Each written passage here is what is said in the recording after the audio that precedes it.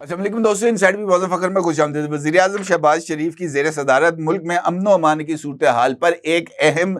جائزہ اجلاس منعقد ہوا، جس میں وزیر اعظم نے واضح پیغام دیا کہ پاکستان سے دہشت گردی کو جڑ سے اکھاڑ پھینکنے کے لیے قومی جہاد پوری قوت سے جاری رہے گا۔ وزیر اعظم کا کہنا تھا کہ دہشت گردوں کو ایسی عبرتناک شکست دیں گے کہ وہ پاکستان کی طرف میلی آنکھ سے دیکھنے کی جرت نہیں کر سکیں گے۔ وزیر اعظم کا کہنا تھا کہ پاکستان کے دشمن ہماری معاشی کامیابیوں سے خائف ہیں، لیکن ہم ملک کی ترقی اور امن کے سفر کو کسی بھی صورت رکنے نہیں دیں گے۔ انہوں نے دہشت گردی کے خلاف تمام اداروں اور صوبوں کی جانب سے کیے جانے والی کوششوں کو سراہتے ہوئے کہا کہ سیکورٹی فورسز کے بہادر جوان اور افسر دن رات دہشت گردوں کے خلاف برسر پیکار ہیں اور اپنی جانوں کا نذرانہ دے رہے ہیں۔ اور وزیر اعظم کا یہ بھی کہنا تھا جناب کہ وہ شہداء کی ان قربانیوں کو رائیگاں نہیں جانے دیں گے۔ اگر آپ غور کریں تو وزیر اعظم کی طرف سے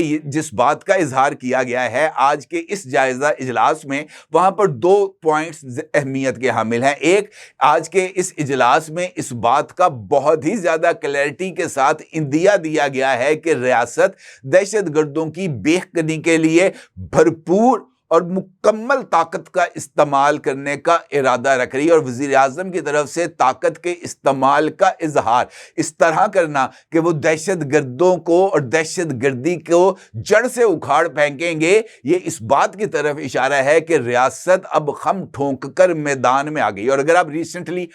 دیکھیں تو ایک جانب پاکستان کی معاشی سرگرمیوں کے حوالے سے انٹرنیشنل آرگنائزیشن جس میں IMF ہے، ورلڈ بینک ہے، فچ ہے، اس کی طرف سے واضح طور پر رپورٹس سامنے آئی ہیں کہ پاکستان کی معیشت صحیح ٹریک کے اوپر آ گئی ہے، اور پاکستان کی معیشت نے رسپانس دینا شروع کر دیا ہے ان تمام اقدامات کا، جس کے نتیجے میں سخت فائنینشیل ڈسپلن کو برقرار رکھا گیا، اور اس کا نتیجہ ایک جانب پچھلے مہینے یعنی مارچ کے اندر جو ریمیٹنسز پاکستان آئی تھیں اس کی شرح میں اضافہ، اور پہلی مرتبہ ریکارڈ لیول پر $4.1 بلین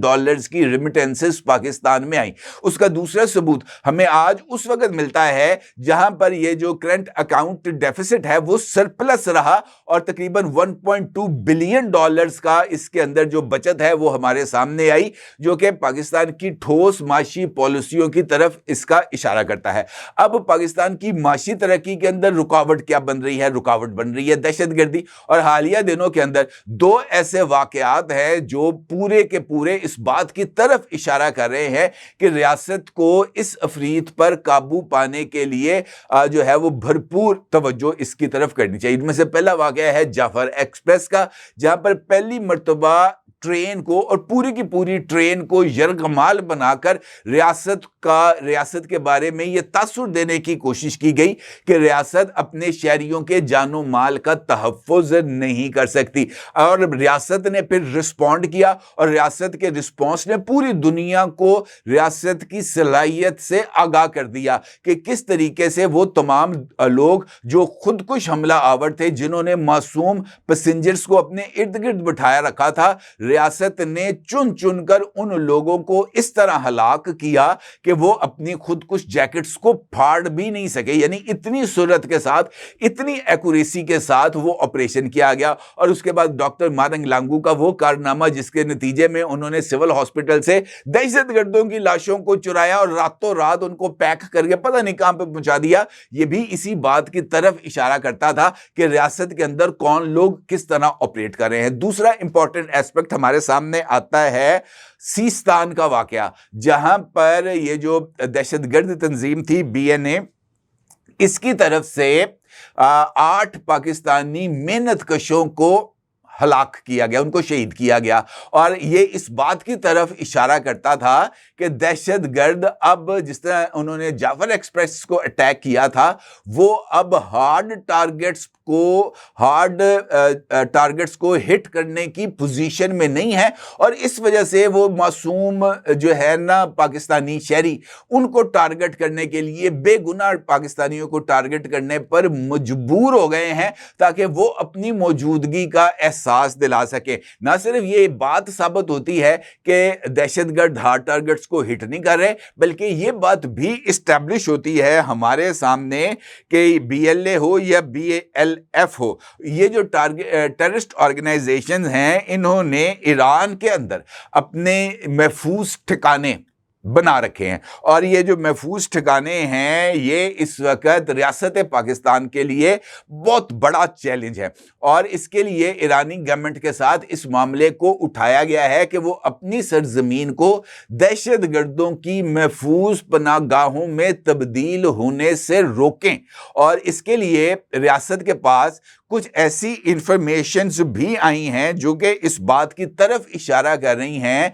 कि पाकिस्तान के पड़ोसी ममालिक में पाकिस्तान के खिलाफ साजिशें की जा रही हैं। कुछ ऐसी इंफॉर्मेशन भी आई है जिसमें इस बात का वाज़ेह तौर पर सबूत मिल रहा है कि सानेहा जाफर एक्सप्रेस से पहले पाकिस्तान के पड़ोसी मुल्क में कोयटा से के साथ जो मुत्तसिल है हमारा बलूचिस्तान के साथ जो मुत्तसिल है अफगान बॉर्डर, वहां से तकरीबन 17-18 किलोमीटर अंदर एक मीटिंग हुई थी जहां पर ये BLA के ऑपरेटर्स और उनके साथ कालादम TTP के लोग वहां पर बैठकर उन्होंने ये सारी की सारी मंसूबाबंदी बनाई थी। रियासत के पास इस सारे वाकयात की एक जो है ना इंटेलिजेंस रिपोर्ट मौजूद है। इंटरनेशनल फोरम्स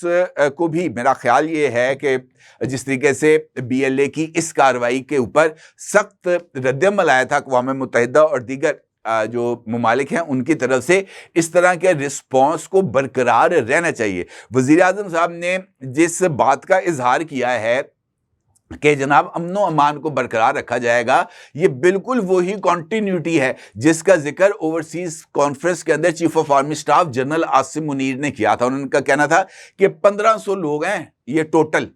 जो पहाड़ों पर छुपे हुए हैं या दहशत गर्दी की कार्रवाइयां कर रहे हैं और इस बात का तासुर दे रहे हैं कि जनाब बलोच अवाम जो है वो पाकिस्तान के खिलाफ उठ खड़ी है। उन्होंने कहा जनाब ये 1500 लोग हैं और ये ऐसे जहन्नम वासिल हो जाएंगे। और मुझे ऐसे लगता है कि वज़ीर आज़म साहब की ज़ेर सदारत जो ये इजलास हुआ है जिसमें उन्होंने दहशत गर्दी को जड़ से उखाड़ फेंकने के लिए जिहाद को पूरी कुव्वत से करने का फैसला किया है, आने वाले दिनों में हमें इस हवाले से